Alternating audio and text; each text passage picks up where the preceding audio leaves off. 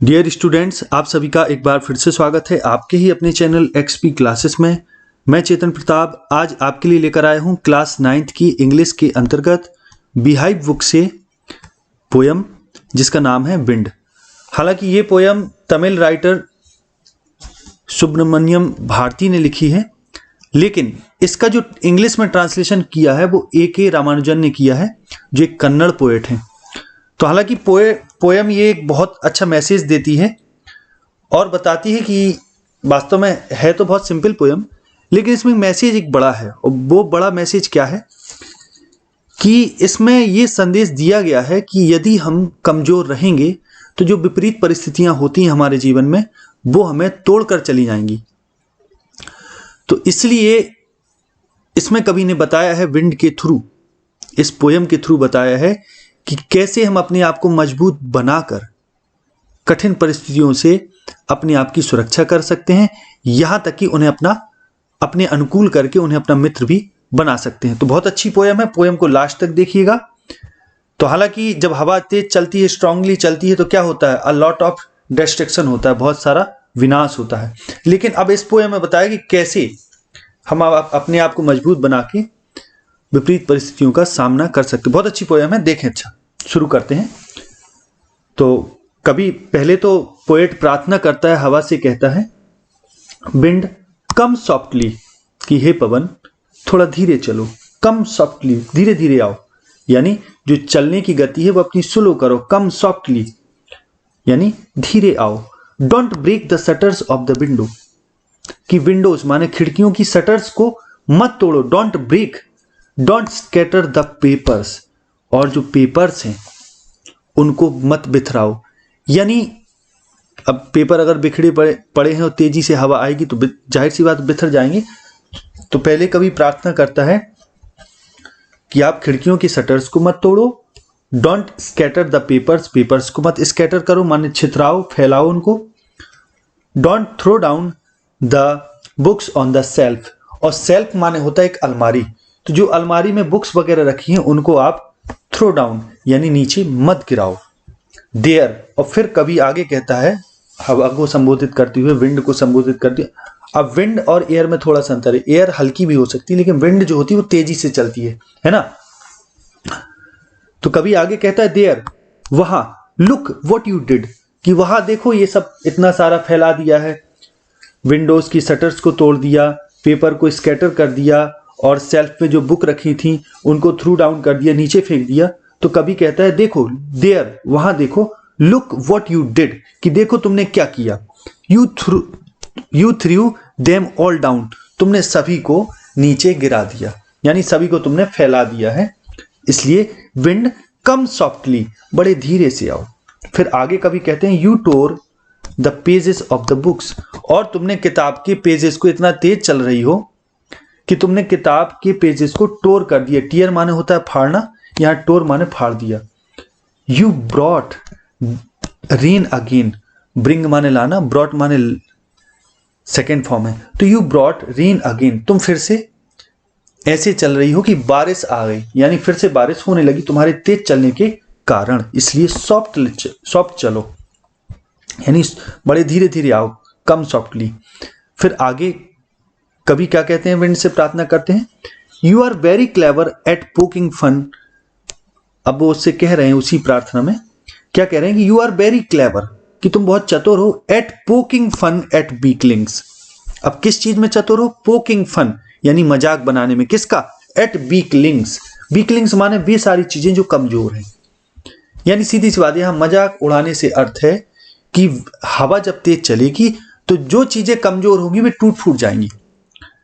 तो इसलिए कभी यहां कहते हैं कि हे पवन तुम बहुत चतुर हो कमजोर लोगों का मजाक उड़ाने में। अब कमजोर लोगों से मेरा अर्थ है कि वे सारी चीजें जो कमजोर हैं। आगे कभी क्या कहते हैं, फ्रेल, फ्रेल माने कमजोर। क्रम्बलिंग हाउसेस, क्रम्बलिंग माने टूटते हुए, कमजोर टूटते हुए घर। क्रम्बलिंग डोर्स, टूटते हुए दरवाजे।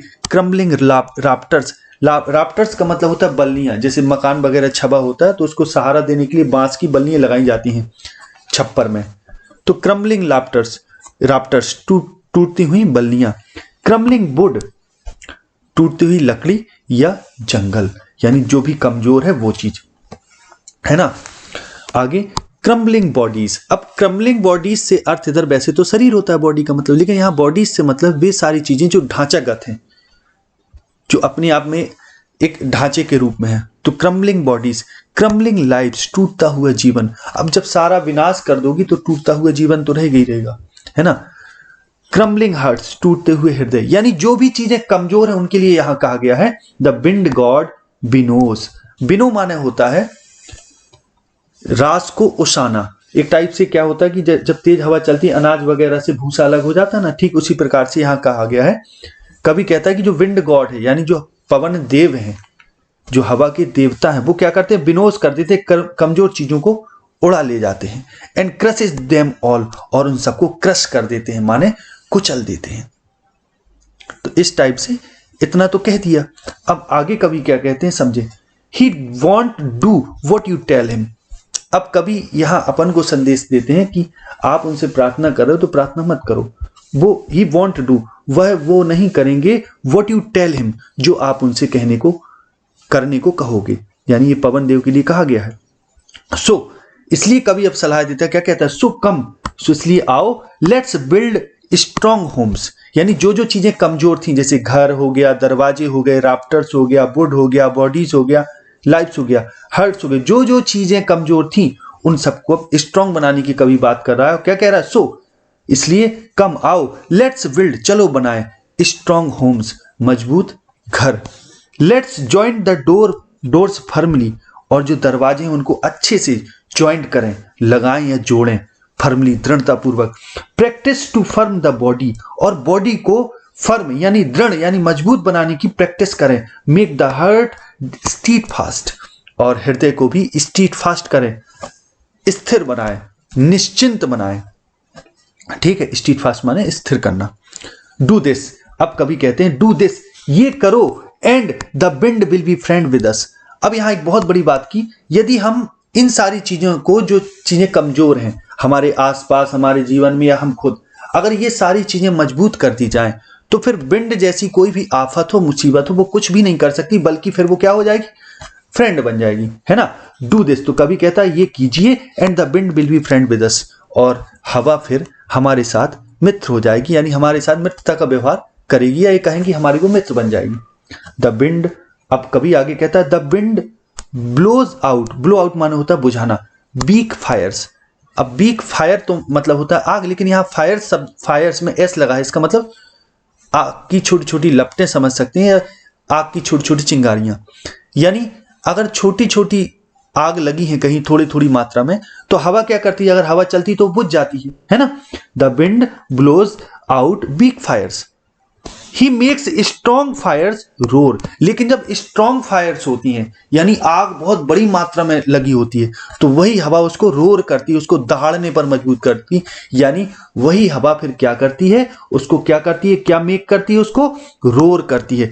ही मेक्स स्ट्रॉन्ग फायर्स, यानी जो अगर आग बहुत ज्यादा मात्रा में है तो उसको जब हवा चलेगी तो वही आग रोर करने लगेगी, माने दहाड़ने लगी, तेज हो जाएगी। एंड फ्लोरिस, और उसको फ्लोरिस कर देगी, माने समृद्ध बना देगी उसको, और आग वो बढ़ जाएगी, राइट। सो इसलिए कभी कहता है आगे फिर हिज फ्रेंडशिप इज गुड, तो तब क्या होगा, फिर उसकी फ्रेंडशिप जो होगी वो अच्छी हो जाएगी, यानी अच्छी कहलाने लगेगी, उसकी फ्रेंडशिप फिर अच्छी होगी। हिज फ्रेंडशिप इज गुड, किसकी फ्रेंडशिप, पवन की, यानी पवन देव की, right. We praise him every day, और फिर हम उसकी रोज प्रशंसा करते हैं। We praise him every day.